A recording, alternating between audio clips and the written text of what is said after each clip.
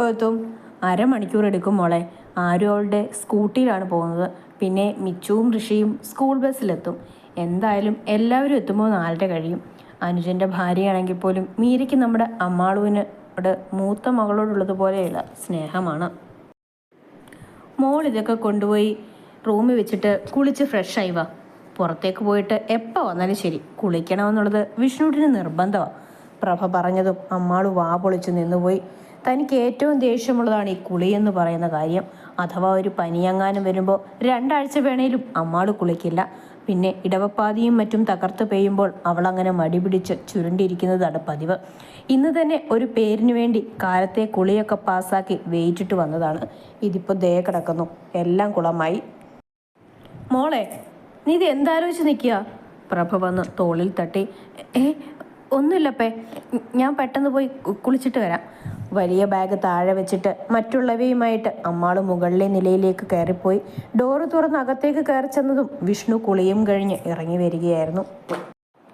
അവനാണെങ്കിൽ ഒരു ടവല് മാത്രം ചുറ്റിക്കൊണ്ട് ഡ്രസ്സിംഗ് റൂമിലേക്ക് കയറിപ്പോയി.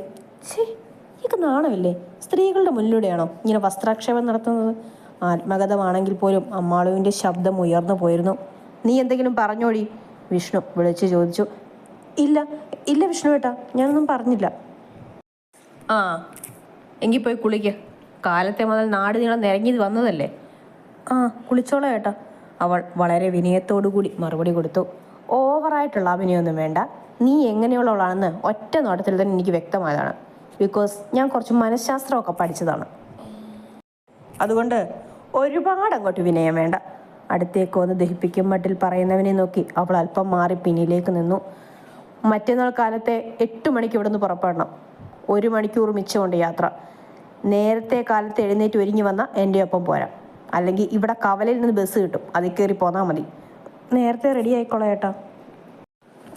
കേട്ട ഭാവം പോലും നടിക്കാതെ വിഷ്ണു നേരെ അവൻ്റെ റൂമിനോട് അല്പം മാറിയുള്ള ലൈബ്രറിയിലേക്ക് പോയി. ബാഗ് കൊണ്ടുപോയി വെച്ച ശേഷം അവൾ കുളിക്കാനായി കയറി. ഇയാൾക്ക് ഇത്രയ്ക്ക് വൃത്തിയും വെടിപ്പൊക്കെ ഉണ്ടോ? കഷ്ടം തന്നെ.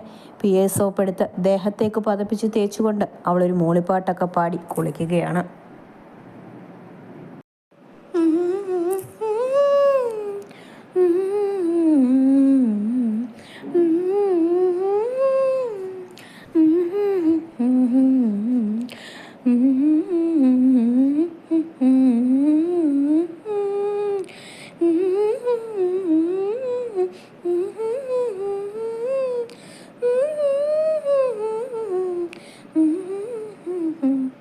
പാട്ടൊക്കെ പാടിക്കഴിഞ്ഞ് കുളി കഴിഞ്ഞ് ഇറങ്ങി വന്നപ്പോൾ കേട്ടു താഴെ നിന്നും ബഹളം. കുട്ടിപ്പട്ടാളങ്ങൾ എത്തി. മുടി നന്നായി തോർത്തി ചുറ്റിക്കെട്ടി വെച്ച് അവൾ കണ്ണാടിയുടെ മുന്നിൽ പോയി നിന്നു. ബാഗ് തുറന്ന ശേഷം അമ്മയുണ്ടാക്കി വെച്ചിരുന്ന കൺമഷി എടുത്ത് കണ്ണിൽ നന്നായി എഴുതി. ആഹാ, എന്തൊരു സുഖം! വല്ലാത്ത കുളിർമയും ചെറിയൊരു നീറ്റിൽ പോലെയും ഒക്കെയുണ്ട്. എന്നാലും അവൾക്ക് അമ്മയുണ്ടാക്കുന്ന കൺമഷിയാണ് ഏറെ ഇഷ്ടം. ഐലൈനർ എടുത്ത് കുഞ്ഞൊരു പൊട്ടും കുത്തി. കരട് പോലെയുള്ള ആ പൊട്ട് നെറ്റിയിലുണ്ടോ എന്ന് പോലും സംശയമാണ്. സിന്ദൂരം ചെപ്പിൽ നിന്നും ഒരു നുള്ളു സിന്ദൂരം എടുത്ത് തൊട്ടതും പാതി മൂക്കിലേക്ക് വീണു. അത് തുടച്ചു മാറ്റിയ ശേഷം കണ്ണാടിയിൽ ഒന്നുകൂടെ നോക്കി. ചിന്തിരിയാണ് കേട്ടോ. സ്റ്റെപ്സ് ഇറങ്ങി ചെല്ലുമ്പോഴുണ്ട് താഴെ ഇരുന്നവരൊക്കെ അമ്മാളുവിനെ നോക്കുന്നു. അയ്യോ, ഇതെന്താ ഞാൻ അനുഗ്രഹ ജീവിയുമാണോ? എല്ലാവരും എന്നെ ഇങ്ങനെ നോക്കുന്നേ? അമ്മാളു മനസ്സിലോർത്തു. മാളുട്ടി, അടിപൊളിയായിട്ടുണ്ടല്ലോ, സൂപ്പർ, എന്നും ഇങ്ങനെ വേണം കേട്ടോ. ഓടി വന്ന് ആരും അവളുടെ കൈത്തണ്ടയിൽ പിടിച്ചു വലിച്ചു. കൺമഷി എഴുതിയില്ലെങ്കിൽ എനിക്ക് ആകെ കണ്ണിന് അസ്വസ്ഥതയാണ്. പണ്ടേയുള്ള ശീലമാണേ, അതാ. നല്ല കറുപ്പുണ്ട്. ഇത് ഏത് ബ്രാൻഡാടാ? ഇത് ലേക്കാസിൻ്റെ ആണ് മീരേട്ടത്തി. അങ്ങനെ ഒരു ബ്രാൻഡ് ഉണ്ടോ? ഞാനിതുവരെയായിട്ടും കേട്ടിട്ടില്ലല്ലോ. ഹോം മെയ്ഡാണോ? അതെ, ഇല്ലം മെയ്ഡ്. എൻ്റെ അമ്മ ഉണ്ടാക്കി തരുന്നതാണേ. ആഹാ, കൊള്ളാലോ. എന്നാൽ പിന്നെ അതിൽ കുറച്ച് നിങ്ങൾക്കും വേണം, മിച്ചു പറഞ്ഞു. തരാടാ, ഇന്ന് പോയപ്പോൾ ഞാൻ എടുത്തുകൊണ്ട് വന്നിട്ടുണ്ട്. ആ, അതൊക്കെ പിന്നെ. മോള് വാ, വന്നിട്ട് ചായ കുടിക്കും, പ്രഭ പറഞ്ഞപ്പോൾ അമ്മാളു വന്ന് ആരുവിൻ്റെ അടുത്തായിരുന്നു. ഋഷിക്കുട്ടൻ എവിടെ? അമ്മാളു ചുറ്റിനും നോക്കി. അവൻ കുളിക്കുന്നു മോളെ. അതിനുശേഷം മൂവരും കൂടെ ട്യൂഷന് പോവും. അതെവിടെ? ഇവിടെ അടുത്താണോ അപ്പേ? ദേ അവിടെയാണ്. പ്രഭ മുകളിലേക്ക് വിരൽ ചൂണ്ടി കാണിച്ചു. ചെറിയച്ഛനാണ് പഠിപ്പിക്കുന്നത്. ഇനി മുതൽ ചേച്ചിയുടെയും കഷ്ടകാലമാണ്. ആരു പറഞ്ഞതും മീര അവളെ ശാസിച്ചു. ഈശ്വര, ഇതിന് മാത്രം എന്ത് തെറ്റാണോ ഞാൻ ചെയ്തത്? അമ്മാളു സ്വയം ശപിച്ചു. കൃത്യം 6 മണിയായപ്പോൾ ആരുവും മിച്ചുവും കൃഷിക്കുട്ടനും കൂടി മുകളിലേക്ക് കയറിപ്പോയി. അമ്മാളുവിനെ കുറേയേറെ നിർബന്ധിച്ചെങ്കിലും അവൾ അവരോടൊപ്പം പോകാൻ തയ്യാറായില്ല. പ്രഭയുടെ കൂടെ അടുക്കളയുടെ പിന്നിലുള്ള വരാന്തയിലിരുന്നു ഓരോരോ നാട്ടുവർത്തമാനമൊക്കെ പറഞ്ഞുകൊണ്ട്. മീര ആ നേരത്ത് കുളിക്കാൻ പോയതായിരുന്നു.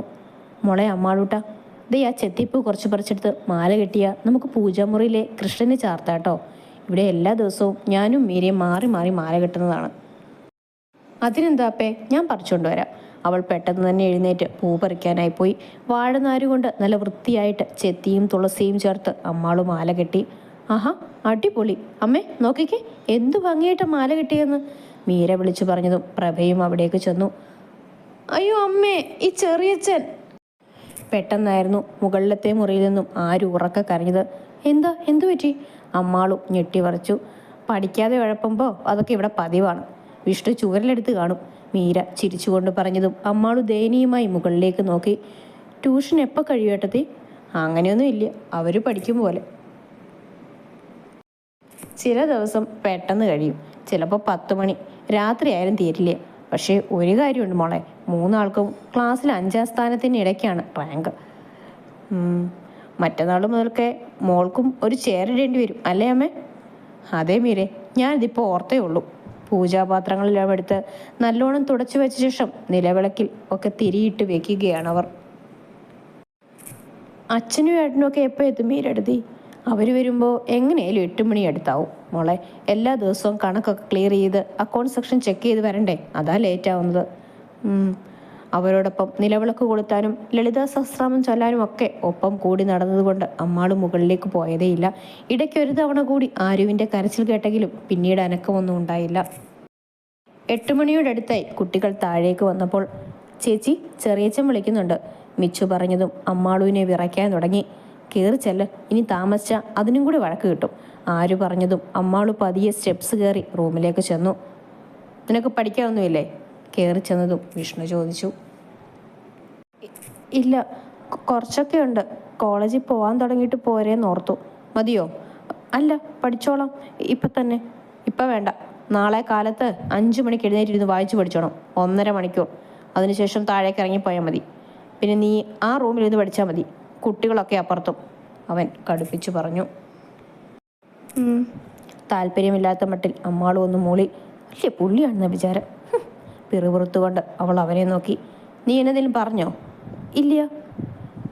ഈ ബാഗിൽ കുത്തി നിറച്ചു കൊണ്ടുവന്നിരിക്കുന്ന സാധനങ്ങളൊക്കെ അടുക്കിപ്പിറക്കി വെക്കാൻ നോക്ക്. ബാഗൊക്കെ എടുത്തുകൊണ്ടുവന്ന് മേശപ്പുറത്ത് വെച്ചിട്ട് അതിൽ നിന്നും ബുക്സൊക്കെ എടുത്ത് വെളിയിലേക്ക് വെച്ചു. പെട്ടെന്ന് എന്തോ ഒരു പൊതി താഴേക്ക് പോയതും അത് കിലുങ്ങി. വിഷ്ണു നോക്കിയപ്പോൾ ഉണ്ട് 2 ചിലങ്ക. അമ്മാളും ഇത് സാവധാനമെടുത്ത് മേശപ്പുറത്ത് വെച്ചു. എന്നിട്ട് ഒരു ഷോള് വലിച്ചെടുത്ത് അത് പൊതിഞ്ഞ് അലമാരയുടെ അകത്തായി ഭദ്രമായി വെച്ചു. ആട്ടവും പാട്ടവും മാത്രം പോരാ, പഠിത്തവും കൂടി വേണം. 4 അക്ഷരം പഠിച്ചിട്ടേ കാര്യമുള്ളൂ എൻ്റെ അമ്മാളൂട്ടാ. ഇതെല്ലാം കെട്ടിപ്പറക്കി ചെല്ലുമ്പോൾ ആ ചെക്കൻ്റെ വായിൽ നിന്ന് വഴക്കൊക്കെ ഇടവരുത് കേട്ടോ. അമ്മ പറഞ്ഞ വാചകങ്ങൾ ഓർത്തുകൊണ്ട് ബുക്സ് എല്ലാം എടുത്ത് മേശമേലടുക്കി.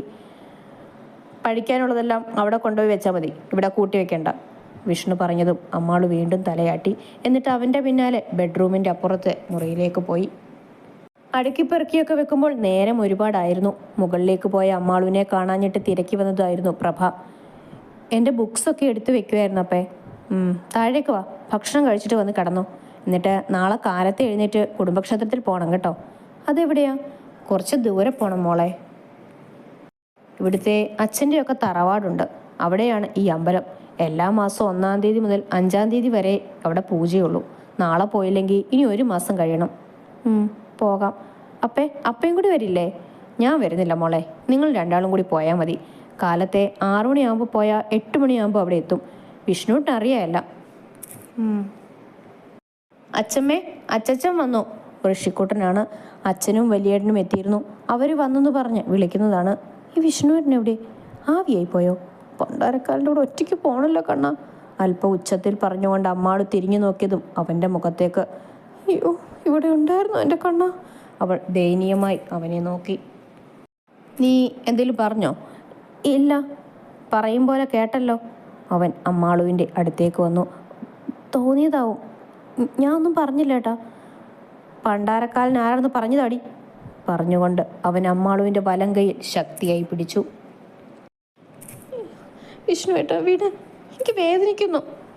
അവൾ അവനെ നോക്കി പുലമ്പി. എന്നെയാണോടി നീ പണ്ടാരക്കാലെന്ന് പറഞ്ഞത്? അല്ല വിഷ്ണു ഏട്ടാ, പിന്നാരെയാ? എന്നെ തന്നെ. പോരെ?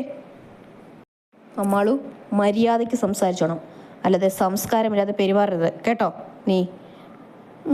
ഈ കയ്യിൽ നിന്നൊന്നും ഇട്ടേ. അവളുടെ നെറ്റി ചുളിഞ്ഞു. വിട്ടില്ലെങ്കിലോ? നീ കൊണ്ടുപോയി കേസ് കൊടുക്കുമോ? അവൻ അല്പം കൂടി അടുത്തേക്ക് വന്നതും അമ്മാളു ചുവരിലേക്ക് ചേർന്ന് നിന്നു. അത് കണ്ടതും അമ്മാളു അലറി വിളിക്കാൻ തുനിഞ്ഞതും പെട്ടെന്ന് വിഷ്ണു അവളുടെ വാ പൊത്തി. അവൻ്റെ ശ്വാസം അവളുടെ കവിളിലേക്ക് തട്ടിയതും പെണ്ണിൻ്റെ മിഴികൾ പിടഞ്ഞു. ഒരു വേള വിഷ്ണുവും അമ്മാളുവിനെ നോക്കിപ്പോയി. ആ മിഴിയിലെ പിടച്ചിൽ കണ്ടതും അവളുടെ വലം കൈയിലെ പിടുത്തം അവൻ മെല്ലെ അയച്ചു. നിറയെ പീലികൾ തിങ്ങി നിൽക്കുന്ന അവളുടെ മിഴികൾ ഇടയ്ക്കൊക്കെ ചിമ്മി തുറക്കുകയാണ് പെണ്ണ്. അത്രമേൽ അടുത്തായി വിഷ്ണുവിൻ്റെ സാമീപ്യം. അതവളെ തരളിതയാക്കി. പെണ്ണിൻ്റെ മുഖത്ത് പല ഭാവങ്ങൾ വിരിയാൻ തുടങ്ങിയതും വിഷ്ണു പെട്ടെന്ന് അകന്നു മാറി. ഇവിടെ കുട്ടികളൊക്കെ ഉള്ളതാണ്, അതുകൊണ്ട് മാന്യമായ രീതിയിൽ വേണം സംസാരിക്കാൻ. അല്ലാതെ നിന്റെ വീട്ടിലെ രീതി ഇറക്കാനുണ്ടല്ലോ, എൻ്റെ തനി സ്വഭാവം അറിയും. അതിപ്പോൾ തന്നെ അറിഞ്ഞേനെ. ഒരു മര്യാദരാമൻ, അത് ഈ അമ്മാളുൻ്റെ അടുത്ത്. അവനെ നോക്കി പിറുപിറുത്തുകൊണ്ട് അവൾ താഴേക്ക് ഇറങ്ങി ചെന്നു. സിദ്ധുവേട്ടനെ കണ്ടതും അമ്മാളു ഒന്ന് പുഞ്ചിരിച്ചു. അപ്പോഴേക്കും ആരു വന്ന് അവൾക്കൊരു ഡയറി മിൽക്ക് എടുത്തു കൊടുത്തു. വിഷ്ണുവിനെവിടെ? താഴേക്ക് കണ്ടില്ലല്ലോ. അച്ഛനാണ്. മുകളിലുണ്ടച്ചാ, ഇവരെ പഠിപ്പിക്കുമായിരുന്നു. അമ്മാളു മറുപടി നൽകി. ചിക്കനും മീനും ഒക്കെ കൂട്ടി എല്ലാവരും അത്താഴം കഴിച്ചപ്പോൾ ചെറുപയർ മെഴുക്കുവരട്ടിയും പുളിശ്ശേരിയും ചേർത്ത് അമ്മാളു കഴിച്ചത്. അതും അടുക്കളയിൽ ഇരുന്നു കൊണ്ട്. കഴിച്ചെഴുന്നേറ്റ ശേഷം കുട്ടിപ്പട്ടാളങ്ങളുടെ നടുവിലായിരുന്ന് സൊറ പറയുകയാണ് അമ്മാളു. അവളെ ഒന്ന് കലിപ്പിച്ചു നോക്കിയ ശേഷം വിഷ്ണു വീണ്ടും തൻ്റെ റൂമിലേക്ക് പോയി. കാലത്തെ അമ്പലത്തിൽ പോകേണ്ടതുകൊണ്ട് അമ്മാളുവിനെ പ്രഭ കിടക്കുവാനായി പറഞ്ഞു വിട്ടു. മടിയോടുകൂടി അമ്മാളു റൂമിലെത്തിയപ്പോൾ വിഷ്ണു കട്ടിലിൻ്റെ ക്രസയിൽ ചാരിയിരുന്ന് ഫോണിലെന്തോ വീഡിയോ കാണുന്നുണ്ട്. വാഷ്റൂമിൽ പോയി വന്ന ശേഷം അവൾ അവിടെയൊക്കെ ചുറ്റിപ്പറ്റി നിന്നു. ഇയാൾക്ക് ഇനി ഉറക്കമൊന്നുമില്ലാവോ? ഇരിക്കുന്ന ഇരിപ്പ് കണ്ടില്ലേ? ഓടിച്ചെന്നിട്ട് ഫോൺ മേടിച്ചിട്ട് ഓരോ എടുക്കാനുള്ള മനസ്സുണ്ട്. കോലമാടൻ വലിയ പുള്ളിയാണെന്ന വിചാരം. കൊണ്ടേച്ചാലും മതി. അവനെ നോക്കി പുലമ്പിയ ശേഷം അമ്മാളു ബെഡിൻ്റെ ഓരത്തുകൂടി കയറി അങ്ങേ തലയ്ക്കൽ വന്ന് കിടന്നു. അല്പം കഴിഞ്ഞതും മുറിയിലെ വെട്ടമണയുന്നതും ഇരുട്ട് പരക്കുന്നതും അവൾ അറിഞ്ഞു. ഏറെ നേരം കിടന്നിട്ടും അവൾക്ക് ഉറക്കം വരുന്നുണ്ടായിരുന്നില്ല. ഓരോന്നൊക്കെ ഓർത്തുകൊണ്ട് അങ്ങനെ കിടക്കുകയാണ് പെണ്ണ്. കുറച്ചു കഴിഞ്ഞതും തൻ്റെ ഇടുപ്പിലൂടെ വിഷ്ണുവിൻ്റെ കൈ ഇഴയുന്നത് പോലെ തോന്നിയതും അമ്മാളുവിനെ ഞെട്ടി വിറച്ചു. അവൻ്റെ വലം കൈ വന്ന് അവളുടെ ആലില വയറിനെ ഉണർന്നു. ശംഖു പോലെയുള്ള അവളുടെ പിൻകഴുത്തിൽ അവൻ്റെ നാസികയും അധരവും പതിഞ്ഞതും അമ്മാളു ഒന്ന് ഉയർന്നു പൊങ്ങി. തിരിഞ്ഞു കിടന്നുകൊണ്ട് അവൾ കുറുകിയപ്പോൾ അവളുടെ മാറിലേക്ക് അവൻ മുഖം പൂഴ്ത്തിയിരുന്നു. വിഷ്ണു ഏട്ടാ, എന്തേ കാണിക്കുന്നേ? വിട്ടെ, മാറിക്കേ. ഇങ്ങനെ കിടന്ന് ഇക്കളെ കൂട്ടല്ലേ. അയ്യോ വീട്ടിൽ മനുഷ്യ, എനിക്ക് വേദനിക്കുന്നു. അവൻ അവളുടെ മാറിൽ ഉമ്മ വെച്ചതും പെണ്ണവനെ തള്ളി മാറ്റാൻ ശ്രമിച്ചു. എടി! ഒരലർച്ച കേട്ടുകൊണ്ട് അമ്മാളും ഞെട്ടി കണ്ണുകൾ ചിമ്മി തുറന്നു. നോക്കിയപ്പോഴുണ്ട് തന്നെ കൊല്ലാൻ എന്നതുപോലെ നിൽക്കുന്ന വിഷ്ണുവിനെയാണ് അവൾ അരിയെ കണ്ടത്. അവനെ കെട്ടിപ്പിടിച്ചുകൊണ്ട് കിടക്കുകയാണ് പെണ്ണ്. പെട്ടെന്ന് അവൾ ചാടി എഴുന്നേറ്റു. അയ്യേ, സ്വപ്നമായിരുന്നോ? ചി നശിപ്പിച്ചു. തല ചൊറിഞ്ഞുകൊണ്ട് പെണ്ണ് അവനെ പാളി നോക്കി. നിനക്ക് തടി ഭ്രാന്തുണ്ടോ? ഞാനൊരു സ്വപ്നം കണ്ടതായിട്ടാ. സോറി. അതിനാടോടി നീ എന്നെ കയറി പിടിച്ചത്? നാണം കെട്ട ജന്തു. എൻ്റെ നെഞ്ചിലെ രോമെല്ലാം വലിച്ചു പറിച്ചപ്പോൾ സമാധാനമായിട്ട് നിനക്ക്. ദേഷ്യം കൊണ്ട് വിഷ്ണു ശബ്ദമുയർത്തി. സോറി വിഷ്ണു ഏട്ടാ, ഞാൻ അറിയാതെ. നോവടക്കടി പറഞ്ഞുകൊണ്ട് അവൻ പുതപ്പ് വലിച്ചെടുത്ത് അപ്പുറത്തായി കിടന്ന സെറ്റിയിലിട്ടു. എന്നിട്ട് അവിടെ കിടന്നു. അയ്യോ വിഷ്ണു ഏട്ടാ, ഒറ്റയ്ക്ക് കിടക്കാൻ എനിക്ക് പേടിയാ. ഇങ്ങോട്ട് വായോ, ഇവിടെ വന്ന് കിടക്കുവോ? അവൾ ചോദിച്ചെങ്കിലും വിഷ്ണു മൈൻഡ് ചെയ്തില്ല. പ്ലീസ് ഏട്ടാ, ഒന്ന് വരൂന്നേ, പ്ലീസ്. അവൾ അവൻ്റെ കാല് പിടിക്കും പോലെ അരികിൽ ചെന്ന് പറഞ്ഞു. അമ്മാളു, കിടന്ന് കൊഞ്ചല്ലേ, പോയി കിടന്നുറങ്ങടി. ഇല്ല, ഞാൻ പോവില്ല, ഏട്ടനും കൂടി വന്നേ. അവൾ യാചിക്കും പോലെ പറഞ്ഞിട്ടും വിഷ്ണു എഴുന്നേറ്റ് ചെന്നില്ല. എൻ്റെ ഗുരുവായൂരപ്പ, നശിച്ച സ്വപ്നം കാണാൻ കണ്ട സമയം എന്തൊരു കഷ്ടമായിരുന്നു. പിറുപിറുത്തുകൊണ്ട് അവൾ കണ്ണുകൾ അടച്ചു. 4 മണിയായപ്പോൾ വിഷ്ണുവിൻ്റെ അലാറം ശബ്ദിച്ചു. അവൻ കണ്ണു തുറന്നപ്പോഴുണ്ട് അമ്മാളു കുളി കഴിഞ്ഞ് ഇറങ്ങി വരുന്നു. ഇത്ര വേഗം നടന്നു ഓർത്തുകൊണ്ട് അവൻ അവളെ നോക്കി. ഒരുപോലെ കണ്ണടച്ചില്ല. അറിയാവോ, എത്ര വട്ടം വിളിച്ചു ഒന്നൊപ്പം കിടക്കാൻ? സമ്മതിച്ചോ? ഇല്ലല്ലോ. പദം പറക്കിക്കൊണ്ട് പെണ്ണ് ഡൈനിങ് റൂമിലേക്ക് പോയി. കടും പച്ച നിറമുള്ള പട്ടുപാവാടയും മജന്ത നിറമുള്ള ബനാറസി ടൈപ്പ് ബ്ലൗസും അണിഞ്ഞ് മുടി മുഴുവൻ അഴിച്ചിട്ട് കുള്ളിപ്പിന്നിലിട്ടു. അല്പം വലിപ്പമുള്ളൊരു മെറൂൺ പൊട്ടും വാലിട്ടെഴുതിയ കരിമഷിക്കണ്ണുകളും നെറുകയിലെ സിന്ദൂരവും ഒക്കെ കൂടിയായപ്പോൾ അവളെ കാണാൻ അസലൊരു ഇല്ലത്തെ പെൺകിടാവിനെ പോലെ ഉണ്ടായിരുന്നു. വിഷ്ണു ഇറങ്ങി വന്നപ്പോൾ പെണ്ണ് കണ്ണാടിയുടെ മുന്നിൽ നിന്ന് പാവാട പിടിച്ച് ഇടത്തേക്കും വലത്തേക്കും വലിച്ചു നോക്കി ഡാൻസ് കളിക്കുകയാണ്. ഡീപ് അവൻ്റെ ശബ്ദം കേട്ടതും അമ്മാള് തിരിഞ്ഞു നോക്കി. ഇതെന്താ പോലെ സിംഹമാണോ ഇനി അലറാൻ ഓർത്തുകൊണ്ട് അവൾ വിഷ്ണുവിനെ നോക്കി. എന്താ ഏട്ടാ, എന്തിനാ വിളിച്ചത്? മനസ്സിൽ 1000 ചീത്തയാണ് വിളിക്കുന്നതെങ്കിൽ പോലും അമ്മാടു നിഷ്കുവാരി വിതറി അവനെ നോക്കി.